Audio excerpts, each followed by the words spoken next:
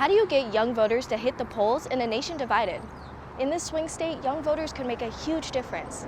I had the chance to speak with students here at ASU. I'm definitely going to be voting. Most definitely. I am planning to vote in this next election. Arizona is gearing up for the presidential election, and Gen Z in this swing state do hit the polls. In 2016, 33% of young people voted in the presidential election in Arizona. In 2020, that number shot up to 51%. This could be why Arizona flipped blue for the first time in 30 years.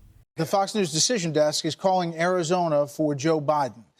That is a big get for the Biden campaign. And this year, the trend could continue. It's very important this year coming up. There's lots going on in our country. I think we're at a really big breaking point in history right now. But young voters don't feel represented, largely due to the age of the candidates. Most of the people there are old white people, and they just don't really represent our generation and what our needs are.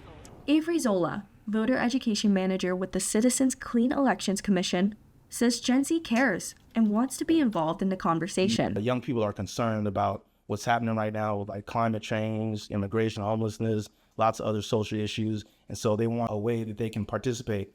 And a lot of times they're not sure of what that looks like. And the last thing that a lot of times they're thinking about is voting. But the true challenge is getting young voters to believe that their voice is important.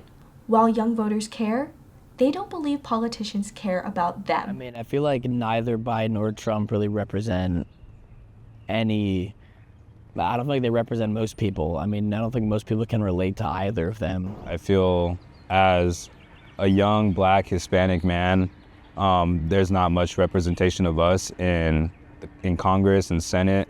According to a study conducted by the McCain Institute, most young Arizonans do not believe that elected officials, local or national, value their views.